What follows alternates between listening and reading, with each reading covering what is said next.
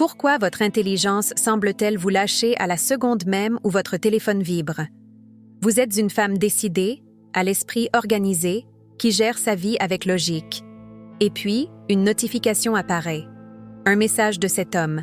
Et soudain, votre clarté mentale est remplacée par un brouillard d'anxiété et de confusion.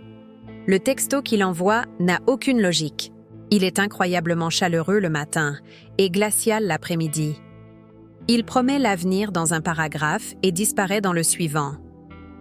Vous vous surprenez à relire la conversation, tentant de déchiffrer le vrai sens, comme si c'était un code complexe. Vous la montrez à une amie et demandez « Qu'est-ce qu'il a voulu dire par « OK, taille » ?» Cette confusion n'est pas un accident. Ce n'est pas du charme masculin. Ce n'est pas de la complexité. C'est une stratégie. C'est un schéma de communication délibérément flou, conçu non pas pour créer du lien, mais pour contrôler. Pour vous maintenir dans un état de déséquilibre, vous faisant douter de votre propre perception de la réalité. Aujourd'hui, on va disséquer cette manipulation. Vous n'imaginez pas des choses. Votre intuition a raison. Il existe des schémas de texto spécifiques, des habitudes étranges, qui sont la signature d'une personnalité narcissique. Et à la fin de cette vidéo, vous n'allez pas seulement reconnaître ces habitudes. Vous comprendrez la psychologie qui les sous-tend et saurez exactement comment répondre, ou ne pas répondre, pour reprendre votre pouvoir mental.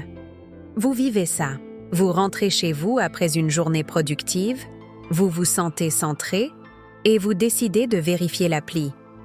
Vous avez eu un date moyen la veille. Le téléphone est là et son silence est assourdissant. Ou pire, son activité est assourdissante. Des messages qui arrivent, puis s'arrêtent, des promesses faites, puis oubliées. Vous, une femme qui valorise l'efficacité et la vérité, vous vous retrouvez piégé dans un jeu auquel vous n'avez jamais voulu jouer. Vous sentez la fatigue. Ce n'est pas une fatigue physique, c'est une fatigue mentale. C'est l'usure de tenter d'appliquer la logique à un comportement illogique. C'est l'épuisement d'essayer de construire un pont vers quelqu'un qui, activement, en sabote les fondations. Cet épuisement a un nom. C'est le coût de l'interaction avec le chaos. Vous n'êtes pas en manque ou collante. Vous réagissez simplement à un schéma de renforcement intermittent. Vous êtes en train d'être conditionné, comme dans une expérience psychologique, à accepter l'incohérence comme si c'était normal. Le problème n'est pas le texto en lui-même. Le problème, c'est que vous n'êtes pas équipé d'un système pour filtrer ces schémas dès le début. Vous essayez d'analyser la romance quand vous devriez analyser les données. Ce processus d'analyse de données, de qualification, porte un nom. C'est le vetting. C'est la compétence la plus cruciale qu'une femme de haute valeur, FHV, doit maîtriser dans ce scénario digital. C'est le filtre logique qui protège votre paix mentale. Et c'est exactement pourquoi j'ai consolidé tout ce système dans le guide « Le processus de vetting », le guide de la femme de haute valeur pour qualifier les hommes et arrêter de perdre du temps. Parce que votre énergie mentale est bien trop précieuse pour être gaspillée à déchiffrer les textos confus d'hommes non qualifiés. Analysons la première et peut-être la plus addictive de ces habitudes. La première habitude étrange est ce que j'appelle le barrage de future faking. Ce n'est pas juste un « j'ai hâte de te voir samedi ». Non, c'est un niveau d'intensité qui semble tout droit sorti d'un film. C'est, après 3 jours de conversation, recevoir des textos comme « j'ai tellement hâte de te présenter à mes parents. J'imagine déjà nos enfants courir partout. J'ai supprimé l'appli. Je n'en ai plus besoin. C'est toi. » Ou il envoie des liens vers des maisons sur la plage, planifiant des vacances pour dans 6 mois, alors que vous vous connaissez à peine. C'est un volume écrasant de promesses futures, livrées à toute vitesse, directement dans votre WhatsApp. La psychologie profonde derrière cela est la phase d'idéalisation du love bombing, adaptée à l'ère numérique. Le narcissique, à ce stade, ne vous voit pas vous. Il voit un reflet. Il est passé maître dans l'art de l'effet miroir.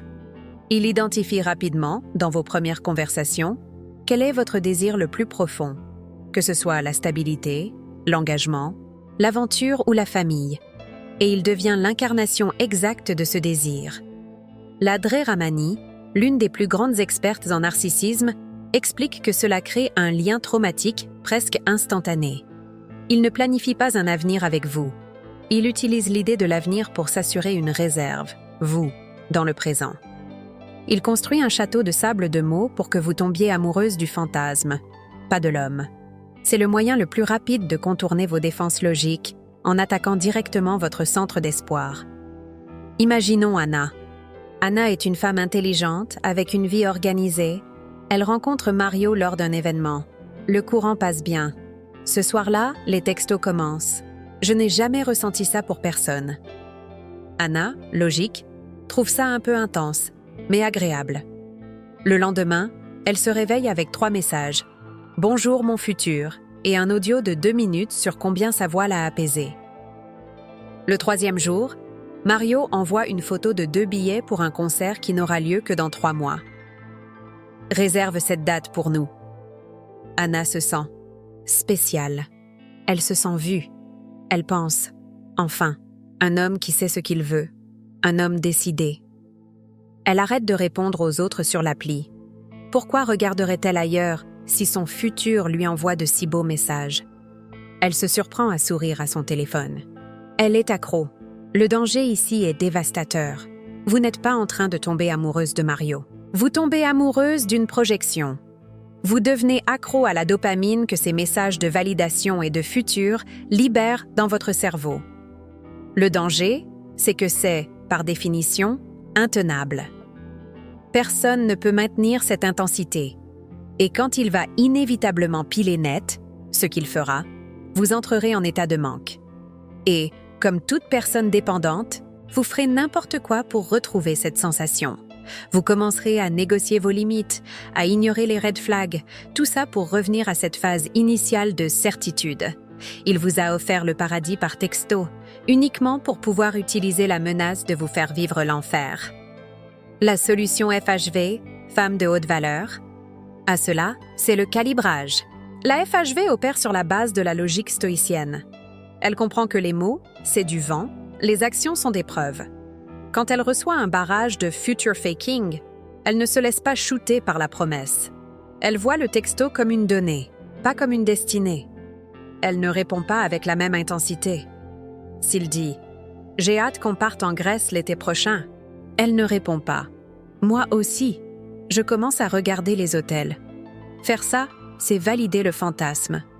À la place, elle calibre la conversation pour la ramener au présent. Sa réponse est calme, peut-être même un peu amusée, mais ferme. Ça a l'air d'être un plan génial. Pour l'instant, je suis plus concentrée sur le fait de savoir si on va réussir à avoir cette réservation pour le dîner de vendredi. Elle le force, gentiment, à revenir à la réalité. Le présent est le seul endroit où le vrai vetting peut avoir lieu. S'il résiste à se concentrer sur le présent et veut seulement parler du fantasme, elle a déjà sa réponse. Il n'est pas intéressé par elle. Il est intéressé par une réserve. La 2e habitude est le pendant de la première. C'est la dissonance chaud et froid. C'est le mécanisme qui solidifie le lien traumatique. Ça fonctionne comme ça. Pendant 3 jours, c'est une mitraillette d'affection. Texto de bonjour, audio de bonne nuit, je pense à toi, en milieu d'après-midi.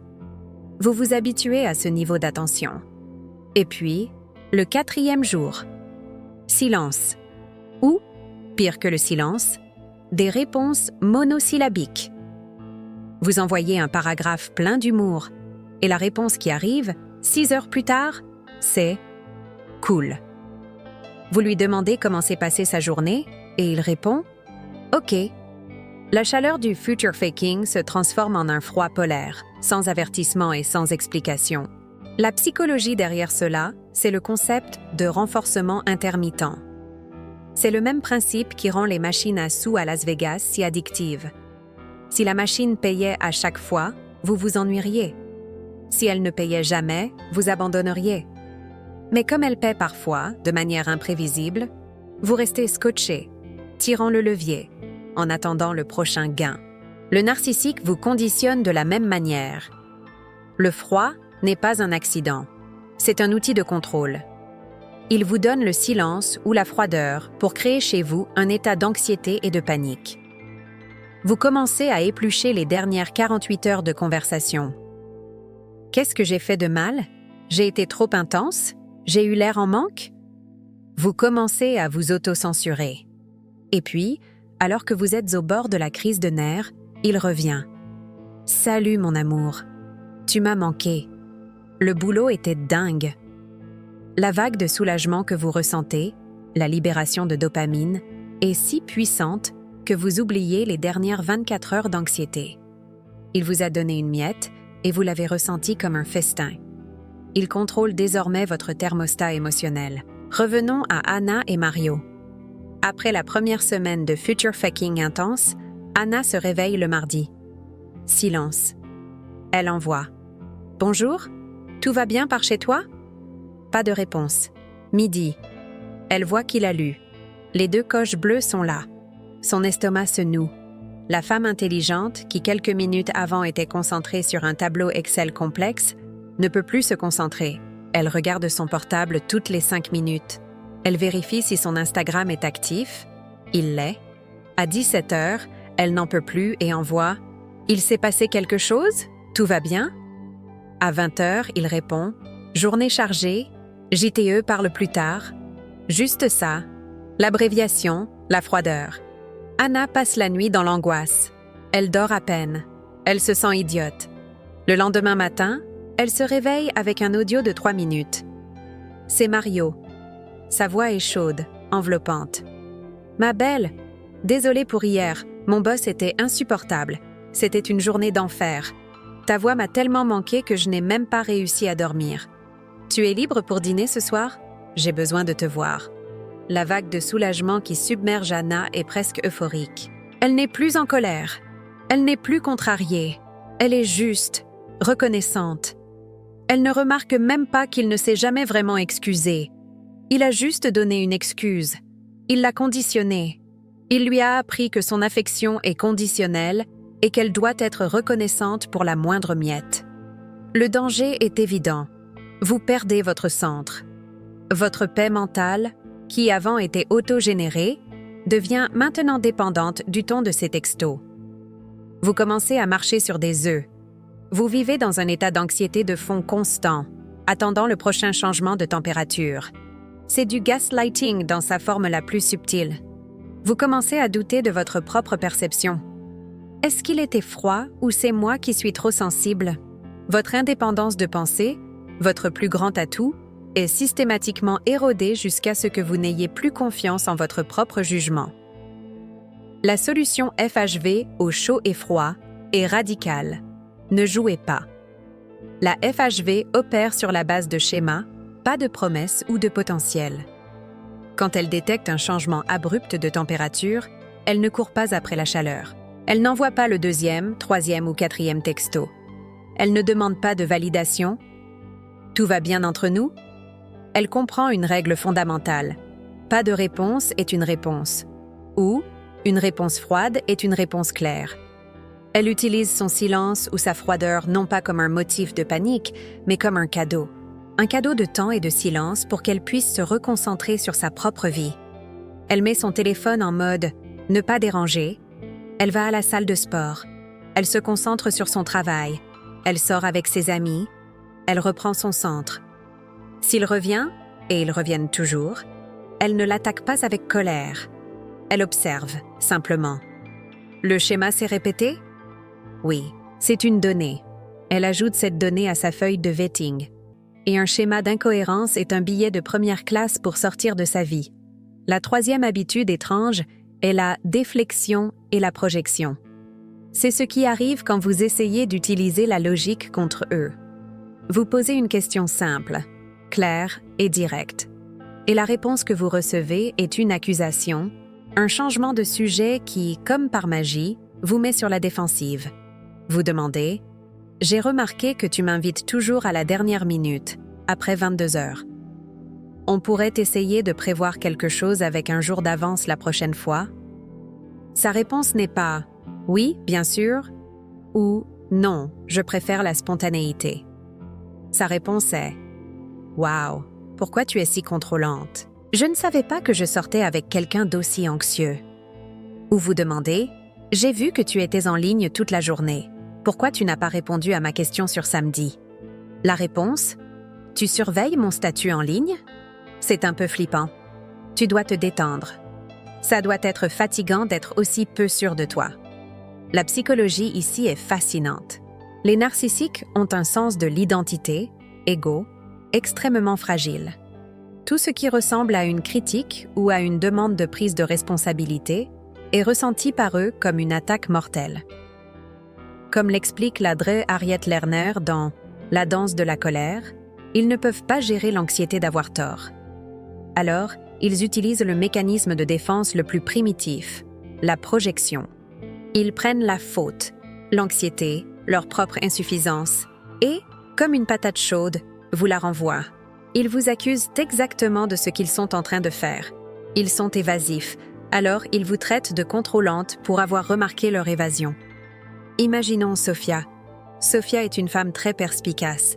Elle remarque que son nouvel intérêt, Marc, a tendance à disparaître le week-end.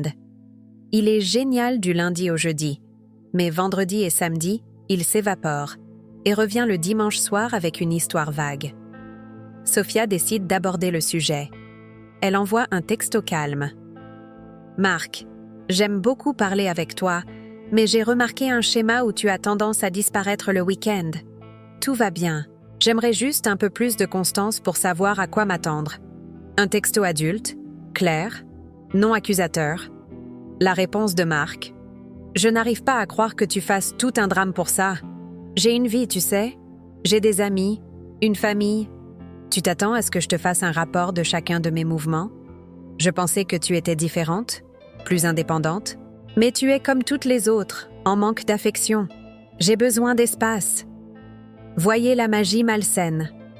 En quelques secondes, Sophia est passée d'une femme demandant de la clarté et de la constance, un pilier de toute relation saine, à une fille dramatique, en manque et comme toutes les autres.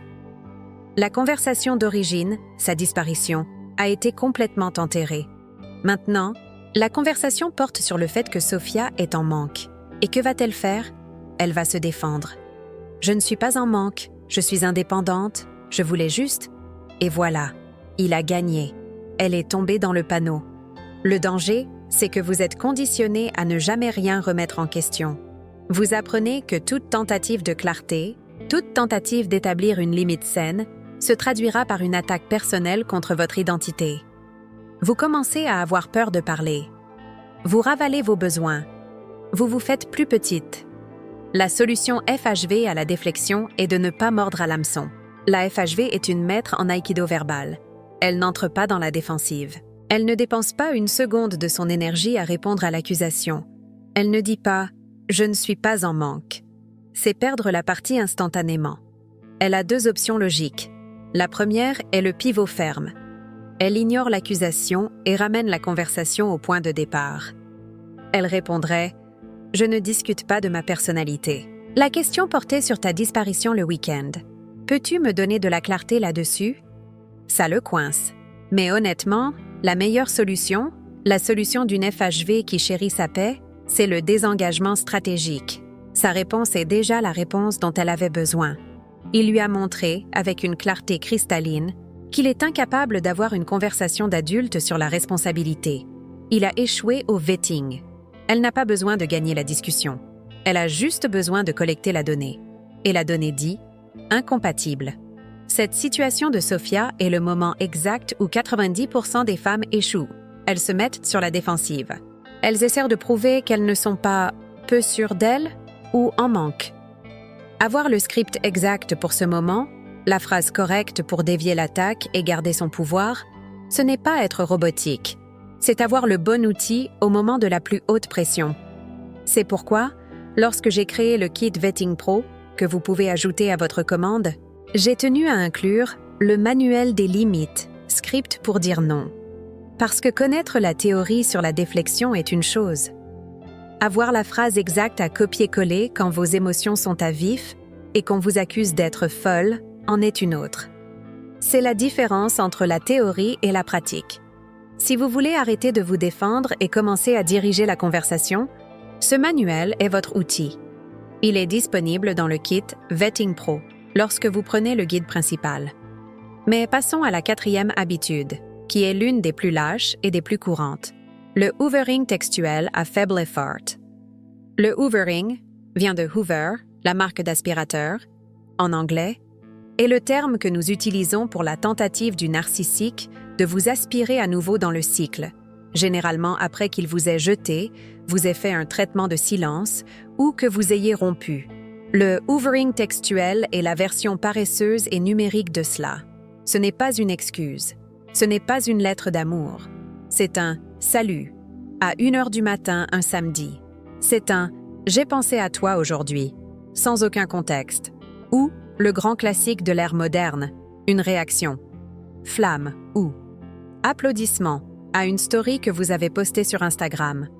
La psychologie derrière cela est brutalement simple. Ce n'est pas que vous lui manquez. C'est de l'entretien de réserve et de la validation d'ego. Le narcissique a besoin de savoir que ses sources d'approvisionnement, anciennes et actuelles, sont toujours sur l'étagère, disponibles pour lui. Il envoie ce texto à effort zéro, non pas pour renouer, mais pour tester votre disponibilité. Il veut vérifier si vous êtes toujours, d'une manière ou d'une autre, émotionnellement lié à lui. Il veut savoir si la porte est toujours ouverte. C'est un acte de validation de son ego qui exige un minimum d'effort de sa part et un maximum de turbulence émotionnelle de la vôtre. Imaginons Carla. Carla a enfin réussi.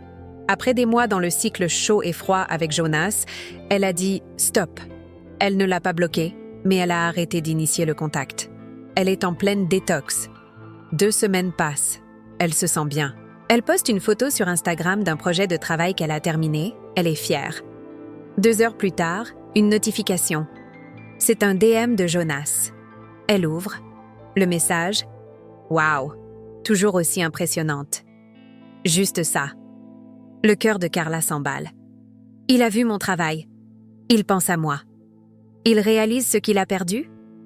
Elle passe 1 heure entière à réfléchir à comment répondre. Elle veut paraître froide, mais pas en colère. Intelligente, mais pas arrogante. Elle tape. « Merci Jonas. Contente que ça te plaise. » Il répond aussitôt. « Tu me MQ. T-U-M-E-M-Q. 5 lettres. » Carla est maintenant en panique. « Je lui manque? Notre relation lui manque? » Elle tape contre son gré. « Toi aussi? » Jonas voit le message et ne répond plus. Que s'est-il passé? Avec 8 lettres au total, wow et tu me MQ, Jonas a obtenu ce qu'il voulait. Il a rouvert la blessure, a confirmé que Carla était toujours en laisse émotionnellement, a obtenu sa dose de validation, approvisionnement, et il est parti. Il a détruit la paix de Carla et a repris sa vie, tandis que Carla est laissée de côté, de retour à la case départ, se sentant idiote et utilisée. Le danger du hoovering à faible effort, c'est qu'il semble inoffensif. C'est juste un emoji. C'est juste un salut. Et vous, étant une personne logique et empathique, vous essayez d'être poli. Mais pour le narcissique, politesse signifie permission. Attention signifie approvisionnement. La solution FHV est absolue. Le hoovering à faible effort mérite une réponse à effort zéro. La meilleure réponse, dans 99% des cas, est aucune réponse. Silence. Bloquer. Archiver. Restreindre. Vous ne lui devez pas de réponse. Votre paix est plus importante que votre politesse. S'il réagit à une story, vous ne réagissez pas en retour. Vous restreignez votre profil pour qu'il ne voit plus vos futures stories. S'il envoie « Salut », vous archivez la conversation. Vous ne lui donnez pas la satisfaction de savoir qu'il a réussi à vous ébranler. Votre attention est votre bien le plus précieux. Ne la donnez pas à quelqu'un qui l'utilise pour une validation bon marché. Enfin, la 5e habitude étrange, le jeu de pouvoir du message lu ou du « est en train d'écrire ». Celui-ci est plus subtil, mais incroyablement puissant pour générer de l'anxiété. C'est quand il voit votre message. Vous voyez les coches bleues, vous savez qu'il a lu, et il ne répond pas. Délibérément, pendant des heures, ou des jours, ou la variation moderne. Vous posez une question, il commence à répondre. Vous voyez le est en train d'écrire. Apparaître et disparaître. Il est là. Il réfléchit à ce qu'il va dire. Et puis, rien. La bulle est en train d'écrire. S'en va et aucun message n'arrive. C'est un pur jeu de pouvoir. C'est une forme de stonewalling, traitement de silence, à micro-échelle. Dans les relations saines, le Dr. John Gottman identifie le stonewalling comme l'un des 4 cavaliers de l'apocalypse d'une relation. C'est une déconnexion. Mais dans le monde narcissique digital, c'est pire. C'est une déconnexion performative. Il veut que vous voyiez qu'il a lu. Il veut que vous voyiez qu'il allait répondre et qu'il a choisi de ne pas le faire. L'objectif est le même que pour le chaud et froid, créer de l'anxiété et établir une hiérarchie. Il vous dit silencieusement « J'ai lu ce que tu as dit. Mais ce n'est pas assez important pour moi. Toi, tu attends. Je réponds quand je veux. » Il vous place en position d'attente, pendant qu'il se maintient en position de pouvoir. Revenons à Clara. Elle en est à un point où elle se sent en insécurité avec Théo, après plusieurs cycles de chaud et froid. Elle envoie un message simple. « Salut, juste pour confirmer notre dîner demain à 20h. J'ai hâte. » Un message léger, positif, logistique. Elle voit qu'il le lit immédiatement. Le vu s'affiche. Et... silence. 1 heure passe. Clara vérifie son téléphone. 2 heures. Elle commence à douter. Est-ce que j'aurais dû dire que j'avais hâte? Ça fait trop en manque? 3 heures. Elle voit qu'il a posté une story sur Instagram. Il est dans un bar avec des amis. Maintenant, il est en ligne. Actif. En train de socialiser. Mais il ne peut pas prendre 10 secondes pour répondre. Confirmer. À la femme avec qui il est censé avoir un rendez-vous demain. Le message qu'elle reçoit est clair. Mes amis sont la priorité. Toi, tu attends. Elle se sent petite, sans importance, humiliée. Le danger, c'est que vous êtes conditionné à accepter des miettes de respect. Vous commencez à croire que son temps est, en effet, plus précieux que le vôtre. Vous devenez reconnaissante pour la moindre réponse que vous recevez, peu importe son retard ou sa brièveté. Cela détruit votre estime de soi et votre indépendance de pensée. Vous intériorisez le message que vous n'êtes pas une priorité et vous commencez à agir comme tel, devenant plus anxieuse, plus conciliante et, ironiquement, moins attirante pour lui et, plus important encore, pour vous-même. La solution FHV au jeu du vu est d'avoir ce que les stoïciens appellent une citadelle intérieure. La FHV ne participe pas au jeu. Premièrement, elle désactive les confirmations de lecture sur son propre téléphone. Elle refuse de participer à ce théâtre de la surveillance. Elle ne veut pas savoir s'il a lu et elle ne veut pas qu'il sache si elle a lu. Elle opère sur la base d'informations, pas de coche bleue. Deuxièmement, quand elle envoie un message logistique, comme celui de Clara, elle l'envoie et vit sa vie. Elle ne reste pas à fixer son téléphone. Elle part du principe que le dîner tient toujours jusqu'à ce qu'ils disent le contraire. Elle n'envoie pas de deuxième message. Alors, t'as vu mon MSG?